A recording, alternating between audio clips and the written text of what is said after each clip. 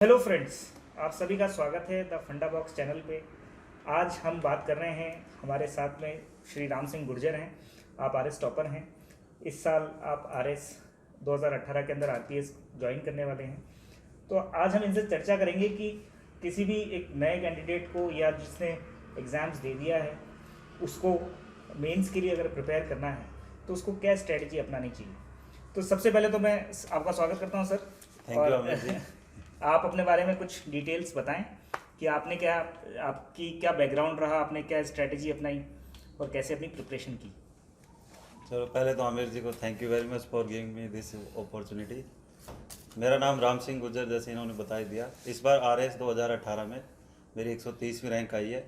RS 2016 से मैं RS allied में हूँ, डिस्ट्रिक्ट सोशल वेलफेयर ऑफिसर, और मानसरोवर जयपुर में पोस्टेड हूँ।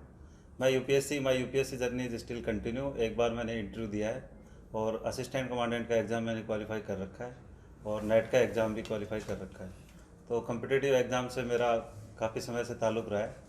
आज का जो मुख्य वीडियो का जो इन्होंने मुझे बताया वो है कि आरएएस मेंस जो 2021 परीक्षा होने जा रही है, तो उसमें अभी कैसे तैयारी करें या मैंने कैसे की थी और मेरे हिसाब से वो कौन से पॉइंट्स हैं, यदि एस्पिरेंट्स वो करें तो उनकी अच्छी रैंक आ सकती है। तो इस पर हम चर्चा करेंगे अब धीरे धीरे।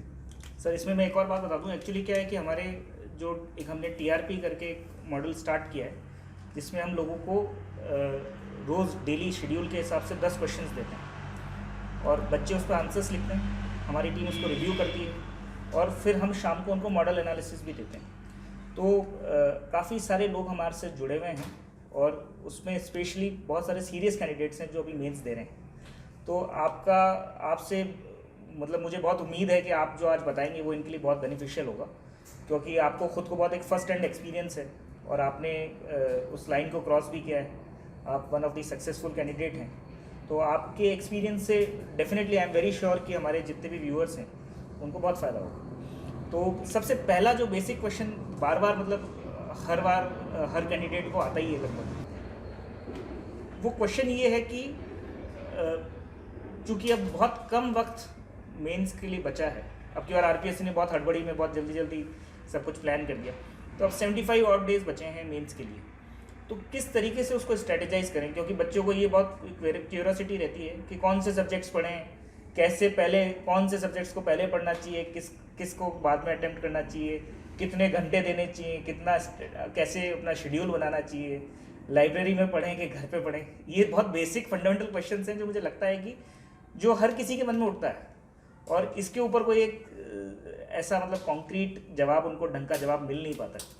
तो अगर उसको अपन यहाँ पे स्ट्रेट फॉरवर्डली अगर थोड़ा सा उसको रिकॉर्ड सेट कर दें तो इनके लिए अप्रोच करना आगे थोड़ा सा आसान हो जाएगा। वैसे तो देखो, आपने इतने क्वेश्चंस पूछ दिए हैं रैपिड फायर कि थोड़ा इजी नहीं रहेगा कॉन्क्रीट आंसर देना, बट फिर भी मैं ट्राई करूँगा। देखिए, इस एग्ज़ाम को क्वालिफाई करने के लिए हमें ये समझ लेना चाहिए कि जो सबसे ज़्यादा इम्पोर्टेंस है वो मेंस के एग्ज़ाम का है। इसके बाद तो इंटरव्यू होना है जिसमें मार्क्स आपके हाथ में नहीं रहते। आपका दिन अच्छा है तो अच्छे आ जाएंगे, आप तैयारी भी अच्छे करोगे, हो सकता है आप अच्छे मार्क्स लाओ, बट वो श्योर ही नहीं है। काफ़ी लोग उनके बहुत कम रह जाते हैं जबकि मेंस में बहुत अच्छा स्कोर करते हैं। तो मतलब पहली शर्त ये है कि मेंस में आपको जी जान लगा के तैयारी करनी चाहिए। अब मुद्दा यही आता है कि उसकी तैयारी कैसे करें।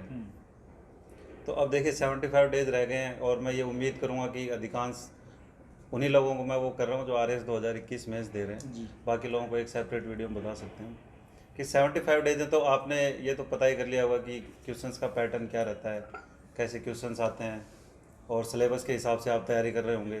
जो नया सिलेबस अभी आया है उसको आप पहले से फिनिश करने में लगे होंगे ताकि टेस्ट सीरीज में दिक्कत ना हो। तो इसमें फिर सबसे ज़्यादा जो इम्पोर्टेंट रोल है वो ये है कि आपकी, जैसे एग्ज़ाम के लिए बोलते हैं कि कॉपी बोलेगी, आप मेंस का कॉपी दे के आएंगे, वहाँ पे जो एग्जामिनर चेक करेगा तो वो आपकी जो भी मार्क्स अवार्ड करेगा वो तो आपकी कॉपी के बेस पे करेगा। अब उसको लिखने के लिए ऐसा नहीं है कि आप सीधे एग्जाम में लग जाके बहुत अच्छा कर दोगे। उसके लिए आपको डेली आंसर राइटिंग प्रैक्टिस करनी पड़ेगी, टेस्ट सीरीज देनी पड़ेगी, मेंटरशिप प्रोग्राम यदि मिल जाता है तो वो करना पड़ेगा। अब जैसे आपने जो भी बताया कि आप ऐसा शुरू कर रहे हैं, तो मैं मेरे एक्सपीरियंस से ये कहूँगा कि पिछली बार ऐसा मुझे तो कुछ मिला नहीं था। यूपीएससी में ज़रूर ऐसे हैं, आईएएस बाबा के भी हैं, बाकी कोचिंग्स के भी हैं, तो वो चलाते हैं, बट आरएस में ऐसा नहीं था। यदि इस बार ऐसा मौका मिल रहा है तो काफ़ी अच्छा रहेगा मेरे हिसाब से। और टेस्ट सीरीज का अपना इंपॉर्टेंस रहता है, उसमें भी आप काफ़ी चीज़ें सीखते हो। बट डेली आंसर राइटिंग में जो सीखते हो ना, उसकी मतलब उसका कोई अल्टरनेटिव है नहीं।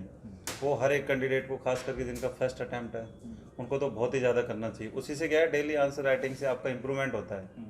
टेस्ट सीरीज आप देते हो तो उसमें आपको पेपर फिनिश करना है, तो आप उतना नहीं सीख पाते। फिर पेपर फिनिश करने के चक्कर में आपको जितना आता है, जैसा आता है, आप मतलब लिख के आ जाते हैं, और फिर इम्प्रूवमेंट की मुझे लगता है कि उतनी गुंजाइश नहीं रहती। डेली आंसर राइटिंग बहुत ज़रूरी है, और यदि मेंटरशिप को भी साथ मिल जाती है जिसमें आपको कोई ये बताने वाला हो कि इसमें ये सुधार कर लो, तो और ज़्यादा अच्छा रहता है। हम लोगों ने एक्चुअली हमारे चैनल के थ्रू 250 लोगों के लिए फ्री मेंटरशिप का प्रोग्राम भी स्टार्ट किया है। और मैं आपको बताऊं कि जितने भी सेलेक्टेड कैंडिडेट्स हैं, मतलब जो भी हमारे मेंटर्स हैं, वो किसी ना किसी सर्विसेज में ऑलरेडी पोस्टेड हैं, और सब ने RS या इंडियन सिविल सर्विसेज का कोई ना कोई एग्ज़ाम क्रैक कर रखा है। तो और मेंटरशिप में भी हमारा जो आइडिया है, वो आइडिया है कि हम जो स्पेसिफिक एरियाज़ हैं जिसमें बच्चों को प्रॉब्लम आ रही है, उसको कैटर करें, ना कि एक जनरलाइज उनको सोल्यूशन दे दें, क्योंकि जनरलाइज सोल्यूशन ऑलरेडी मार्केट में अवेलेबल नहीं है। और अगर वही देना है तो फिर हम अपने आप को स्टैंड आउट कैसे कर पाएंगे। और सही में अगर हमें हेल्प करना चाहते हैं तो हमें उनको स्पेसिफिक एरियाज़ को भी पॉइंट आउट करने की ज़रूरत पड़ती है। तो अब मैं आपसे ये पूछना चाहूँगा कि जैसे आप खुद एज ए वर्किंग प्रोफेशनल अभी भी काम भी कर रहे हैं, और आप अभी IAS की भी तैयारी कर रहे हैं, IAS का स्कोप भी बहुत वाइड है, तो किस तरीके से उसको आप मैनेज करते हैं, मतलब वो बैलेंस आप लेकर कैसे आते हैं लाइफ में? और बहुत सारे जो लोग अभी मेंस लिख रहे हैं, तो उनमें से कई सारे ऐसे लोग हैं जो दोस्त हु आर ऑलरेडी वर्किंग, मेरे पास कई सारे कॉल्स आते हैं कि सर शेड्यूल कैसे बनाएं, टाइम कैसे मैनेज करें, तो उस बारे में आप क्या कहना चाहते हैं, वो थोड़ा सा एक बार हमारे व्यूअर्स को बताइए। देखिए दोस्तों, जब इतनी बड़ी एग्ज़ाम की तैयारी कर रहे हो आप, तो चैलेंजेस तो आएंगे। तो इसमें जो सबसे इम्पोर्टेंट रहेगा वो ये है कि आपको टाइम मैनेजमेंट आना चाहिए।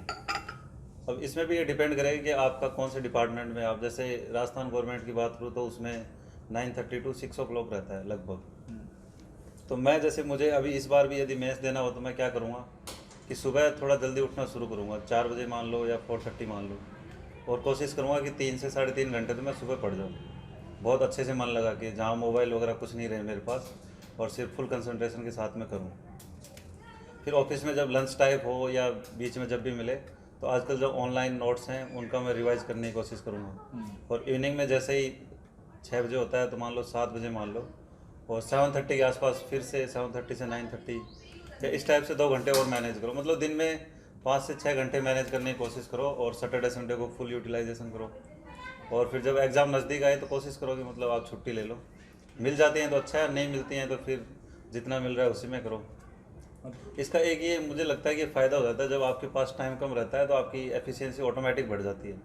आप फालतू की चीज़ों को इग्नोर करना शुरू कर देते हो और बिल्कुल क्रक्स को ही पढ़ना शुरू कर देते हो, तो एक ये फ़ायदा भी मिलता है। और दूसरा जो आपने कहा था कि आप मेंटरशिप प्रोग्राम का बता रहे थे, देखिए मुझे इस एग्ज़ाम में बार बार लगता है कि इसमें जो भी लड़ाई है ना, वो खुद की खुद से रहती है।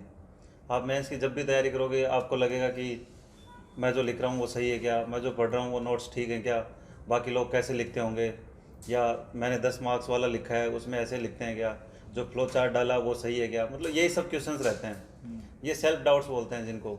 और फिर आपको बार बार ये लगे कि क्या मेरा इतना सा करने से सिलेक्शन हो जाएगा क्या, और सिलेक्शन होगा तो आप सोचोगे मैं फर्स्ट पेपर में 110 लाऊंगा, और जब टेस्ट सीरीज देने गए तो आपके 70 आए, तो आप बिल्कुल डिमोरलाइज हो गए कि मैं क्या करूँ। इन सब के लिए मुझे लगता है एक मेंटरशिप की ज़रूरत पड़ती है। तो मुझे तो खैर मेरे 1-2 सीनियर्स थे जिनको मैं जानता था, या 1-2 कॉलीग्स थे, उनको भी मैं दिखा के अपना काम चलाता था। और मैंने यूपीएससी की तैयारी कर रखी थी, तो उससे मेरे को थोड़ा फ़ायदा हुआ, थोड़ा कॉन्फिडेंस तो था ही।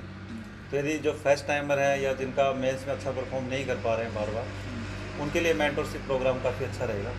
और यदि उनको कोई ये बताने वाला रहे कि आपकी यहाँ कमी है, इसमें थोड़ा सुधार कर लो, तो मुझे लगता है बहुत इम्प्रूवमेंट होगा। और एक छोटा सा मैं उदाहरण देना चाह रहा हूँ। मैंने जब मेंस की टेस्ट सीरीज लिखता था, तो जो कॉपी चेक करने वाले होते हैं एग्जामिनर, उसका एक दिन मेरे पास कॉल आया। ज्योग्राफी का टेस्ट पेपर था जहाँ तक मैं याद कर पा रहा हूँ, और मैं टॉपर था उस टेस्ट में। तो उसने मुझे कॉल करके कहा कि ऑल द बेस्ट, और मतलब कॉन्ग्रेचुलेसन्स इन एडवांस। तो मुझे समझ नहीं आया कि क्या है, तो फिर उन्होंने बताया कि आप बहुत अच्छा लिखते हैं। अब इस एक कॉल से आप अंदाज़ा लगा सकते हो कि मेरा कॉन्फिडेंस किस लेवल पे चला गया हुआ। उसके बाद तो मुझे लगता है कि मैं तो मतलब बहुत अच्छा लिखता हूँ, तो फिर वो पढ़ने का तरीका, एनर्जी आपकी डबल हो जाती है। तो मेंटरशिप में यदि किसी ऑनलाइन में कभी कोई ऐसा कमेंट या कोई एक आपको बताने वाला कि आप सही रास्ते में ऐसा मिल जाए, तो मुझे लगता है आपको ज़रूर अच्छी दिशा में बढ़ोगे और आपका मोटिवेशन लेवल भी अच्छा हो जाएगा। तो मतलब एक्चुअली आपने इसमें 2 कंपोनेंट पे बात करी। एक तो कंपोनेंट है कि आप अपना टाइम मैनेज करिए, प्लस स्ट्रेटेजाइज करिए कि कहाँ मैक्सिमम बेनिफिट आपको मिल सकता है, क्योंकि आपके पास आपका टाइम जो है वो शॉर्ट है। तो आपको जो बिल्कुल हाई फोकस्ड एरियाज पे ही मतलब फोकस करके आपको मतलब हाई प्रोबेबल एरियाज पे ही फोकस करके आपको आगे बढ़ना चाहिए। तो ऐसे आपके अकॉर्डिंग ऐसे कौन से सब्जेक्ट्स हैं या ऐसा कौन से एरियाज हैं आरएस में, जिसमें आरएस मेंस के लिए जिनको पहले प्रिपेयर कर लेना चाहिए या जिनको रेगुलरली प्रिपेयर करने की ज़रूरत है? देखिए, इसका कोई डेफिनेट आंसर तो नहीं होगा, क्योंकि आरएस में क्या है, अलग अलग टाइप के कैंडिडेट्स आते हैं। जैसे मेरा क्या है, पॉलिटिकल साइंस ऑप्शनल था यूपीएससी के लिए, तो अब मैं थर्ड पेपर में काफ़ी कॉन्फिडेंट रहता था कि पॉलिटी वाला सेक्शन है वो सबसे ज़्यादा स्ट्रॉन्ग है। तो उसको जैसे मैं चाहता तो 3 दिन में फिनिश कर देता था, कि मेरे को पहले से सब कुछ आता था, शॉर्ट नोट्स मैंने बना लिए थे। तो वो वाले सेक्शन में ऐसे सेक्शन ढूंढता था जिसमें मेरी पहले से अच्छी पकड़ है और या मैं बहुत जल्दी उसको कैचअप करके और जल्दी फिनिश कर दूंगा। तो पहले मैं उनको करता था। फिर उसके लिए क्या करता था कि टेस्ट सीरीज जैसे जैसे चल रही है तो मैं उन सब्जेक्ट्स के तो टेस्ट देता रहता था, जो मेरी एक कंटिन्यू प्रैक्टिस भी होती रही। और जो बाकी सब्जेक्ट छूट गए, जैसे साइंस छूट गया, तो फिर मैं उसका डेली सब पार्ट्स में डिवाइड कर करके कि साइंस का भी 1/4 पार्ट इस वीक में, नेक्स्ट में अगला, फिर ऐसे, तो उसको थोड़ा टाइम देके। और एक 4th पेपर हिंदी इंग्लिश के लिए मैं कंटिन्यू करता था। कंटिन्यू मतलब मैंने उसमें भी वीकली डिवाइड कर रखे थे कि जैसे मान लो मैं हिंदी के बारे में बताऊं तो उसमें ग्रामर के पार्ट मैंने कर लिए कि इस वीक में मैं ये प्रत्यय, उपसर्ग, संधि ये वाले इस वीक में करूँगा। तो जैसे मैंने क्या है, जो कंप्रहेंशन वाला पार्ट है उसके लिए अलग से शेड्यूल बना रखा था, टाइम टेबल। जैसे मंडे को ऐसे राइटिंग करूँगा, ट्यूसडे को प्रिसाइज राइटिंग करूँगा, वेडनेसडे को मैं ट्रांसलेशन की प्रैक्टिस करूँगा। तो ऐसे उसके 6 कंपोनेंट थे। एक दिन निविदा लिखता था, ऐसे ऐसे करके। तो मतलब आप अंदाज़ा लगाओ कि 1 महीने के अंदर अंदर मैं वो सब कुछ लिख चुका होता था। और ग्रामर भी मेरा लगभग 2 बार रिविजन होता था। तो 4th पेपर को मैं कंटिन्यू रखने की कोशिश करता था, क्योंकि उसमें ग्रामर रटनी पड़ती है, उसके अलावा और कोई ऑप्शन नहीं है। एक बार समझ लो आप, जैसे संधि वगैरह का टॉपिक, बाकी तो सब रटना ही है, तो उसमें डेली प्रैक्टिस चाहिए थी। तो हम एक्चुअली मैं यहाँ पे हमारे व्यूअर्स को एक अच्छी वो न्यूज़ दे दूँ कि एक और आरएस टॉपर है हमारे साथ में, जो हमारे मेंटर भी हैं। वो आप सबके लिए हिंदी की स्पेसिफिक एक स्पेशल सीरीज़ जो है वो जल्दी बीच में लेकर आ रहे हैं। तो नेक्स्ट 1 और 2 डेज़ में हम आपके साथ में इस तरीके का एक नया शेड्यूल भी शेयर कर देंगे। इसमें रेगुलर प्रैक्टिस हिंदी के लिए और इंग्लिश के लिए आपके साथ हम डेली शुरू करने वाले हैं। जब हमने ये बात करी कि कौन से एरियाज़ को फोकस करना है, तो इसमें एक और चीज़ आती है जो जिसके लिए बच्चे बहुत ज़्यादा परेशान रहते हैं और बहुत ज़्यादा मतलब न्यूज़पेपर्स फॉलो करना, मैगजीन्स फॉलो करना, वो है करंट अफेयर्स। क्योंकि करंट अफेयर्स क्या है कि स्काई इज़ द लिमिट, कोई भी चीज़ उसके अंदर पूछी जा सकती है। और एक होड़ और बच गई है बच्चों के अंदर। बच्चों मतलब हमने देखा है कि जब हम भी प्रिपेयर करते थे तो हम भी उस होड़ का हिस्सा ही थे कि सबसे पहले किसी चीज़ को जान लेना। तो वो एक आज तक सिंड्रोम जिसको मैं कहता हूँ, है ना, कि वो एक आज तक सिंड्रोम आ गया है बच्चों के अंदर कि कोई भी चीज़ ट्विटर पे आ रही है, कोई भी चीज़ न्यूज़ पे आ रही है, तो हम हमेशा अपने आप को अपडेट रखने की कोशिश करते हैं। तो कितना रेलेवेंट है, मतलब उसका इम्पैक्ट, क्योंकि मुझे तो ऐसा लगता है पर्सनली कि वो बहुत ज़्यादा टाइम कंज्यूमिंग है। और अगर अपन उसको एक ब्रॉडर पिक्चर में देखें तो वो बाद में एक छोटी सी न्यूज़ या एक छोटा सा कंटेंट बन के रह जाता है, जिसको आप बाद में भी पढ़ लोगे तो भी आपको चीज़ समझ में आ जाती है। तो न्यूज़पेपर्स का कितना रेलिवेंस है और करंट अफेयर्स किस तरीके से टैकल करनी चाहिए? देखिए दोस्तों, इसमें मैं ये सलाह देना चाहूँगा कि होता क्या है कि जब हम तैयारी शुरू करते हैं ना, तो टेस्ट सीरीज ज्वाइन करते हैं। टेस्ट सीरीज में मान लो किसी कोचिंग ने करंट अफेयर्स के 10 क्वेश्चन डाल दिए और वो आपको नहीं आए, तो फिर आप जो फाइनल डेस्टिनेशन है ना आपका, कि जो मेंस में रियल एग्ज़ाम देना है, उसको भूल जाते हो कि वहाँ कैसे क्वेश्चन आते हैं, और आप इसमें भागदौड़ में लग जाते हो कि करंट अफेयर्स छूट गए मेरा। तो मुझे ऐसा लगता है ऐसे नहीं करना चाहिए। आरएस के एग्ज़ाम का पैटर्न देखोगे तो इकोनॉमी और पॉलिटी, यहाँ पे करंट अफेयर्स का रोल है। और उसमें भी आप देखना कि उतने ज़्यादा क्वेश्चंस नहीं आते जितने आप सोच रहे हो कि सब कुछ करंट से ही आता है। या तो 2 नंबर में आएगा, तो उसमें मान लो कि आपने 1-2 क्वेश्चन आपको नहीं भी आया और 10 नंबर वाले आपने अच्छे कंटेंट से लिख दिए, तो उतना नुकसान नहीं होता। अब ये डिपेंड करेगा कि जैसे अब मुद्दा ये आता है कि या फिर बिल्कुल नहीं पढ़ना चाहिए। तो ऐसा तो नहीं है कि अब आपको टॉप 10 की तैयारी कर रहे हो या टॉप 20 की, तो फिर आप इकोनॉमी और पॉलिटी में भी स्किप नहीं कर सकते ना। वहाँ मान लो कि 2 क्वेश्चन 10-10 नंबर के आ गए, तो फिर आपके 10-15 नंबर कम रह गए, तो आप टॉपर्स की लिस्ट से तो बाहर हो जाओगे। तो उसके लिए क्या है कि पॉलिटी और इकोनॉमी पे फोकस कर लो कि उनके जो इश्यूज रहते हैं वो हम अच्छे से पढ़ लें। बाकी सब्जेक्ट्स में मुझे लगता नहीं कि इतना करंट अफेयर्स आता है, और उसमें भी जैसे आजकल तो मैगजीन्स आती हैं, उनमें आप इश्यूज पकड़ो। ऐसे डेली न्यूज़ पढ़ने से तो कोई फ़ायदा नहीं है। और आप ओवरऑल देखोगे ना कॉस्ट बेनिफिट एनालिसिस, तो डेली मतलब न्यूज़ के पीछे पड़े रहना या बहुत ज़्यादा करंट अफेयर्स पढ़ना उतना बेनिफिशियल नहीं है। और ख़ास करके जिन लोगों के पास टाइम कम है, या आरपीएससी ने जैसे इस बार यदि टाइम पे करा देती है तो फिर तो बहुत ज़्यादा पीछे नहीं भागना चाहिए। बट जो बहुत इंपॉर्टेंट टॉपिक्स हैं जो काफ़ी इश्यूज में चलते रहते हैं पॉलिटी और इकोनॉमी के, उनको थोड़ा थोड़ा ज़रूर देख लेना चाहिए। इसी से रिलेटेड 2 छोटे क्वेश्चंस हैं जो मतलब जो हम लोग रेगुलर आंसर प्रैक्टिस में भी हमारे को कई सारे कैंडिडेट्स जो हैं वो पूछ रहे हैं। वो ये है कि एक तो जो जैसे 15 वर्ड्स का क्वेश्चन होता हाँ। है ना, 2 मार्कर्स या 5 मार्कर अगर अपन देखें तो उसमें 50 वर्ड की लिमिट होती है। तो उसमें क्या वाकई में 15 वर्ड्स काउंट करके ही लिखना चाहिए, या 2 लाइन से ज़्यादा नहीं लिखें, या उस स्पेस को ज़्यादा फिल नहीं कर सकते? ऐसे बहुत सारे बेसिक डाउट्स बच्चों को आते रहते हैं, तो उसके बारे में आप क्या कहना चाहेंगे? देखिए, इसके बारे में तो मैं यही कहूँगा कि answer writing is a game of skills, और स्किल्स आती है आपकी कंटिन्यू आंसर राइटिंग प्रैक्टिस से।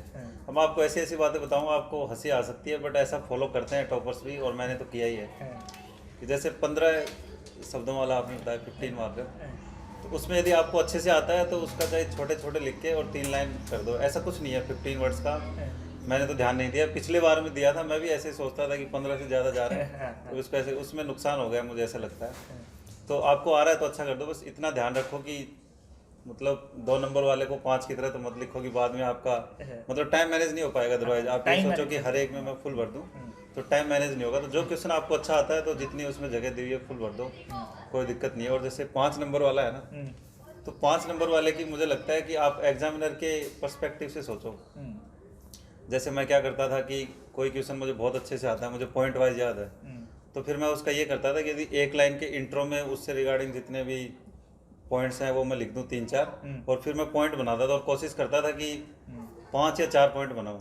जैसे मेरा कम नॉलेज रहता था, मैं उसमें 4 पॉइंट तो जरूर बना देता था, लास्ट वाला थोड़ा हल्का सा करके, कि मतलब 4 पॉइंट देख के इसका मन करे कि 3 तो दे ही देता हूँ, ऐसे करके। और जिसका अच्छे से आता था उसमें 5 पॉइंट बना देता। तो ठीक है, इस कड़ी में एक लास्ट क्वेश्चन एक और मैं आपसे पूछना चाह रहा हूँ, वो ये है कि आंसर्स में कई बार फ्लो चार्ट या टेबल लिखने की भी एक कई टॉपर्स रिकमेंड करते हैं, तो उसके बारे में आप क्या कहना चाहेंगे? क्योंकि यूपीएससी में तो ये बहुत आम है कि जिसमें हम कोई क्वेश्चन आता है तो उसके एक्सप्लेनेशन में बहुत सारे फ्लो चार्ट्स और माइंड मैप्स और इस तरीके की चीज़ें बनाते हैं, पर आरपीएससी में कितना फिजिबल है और क्या बनाना चाहिए, इसके मार्क्स में इस पर कोई इम्पैक्ट होता है?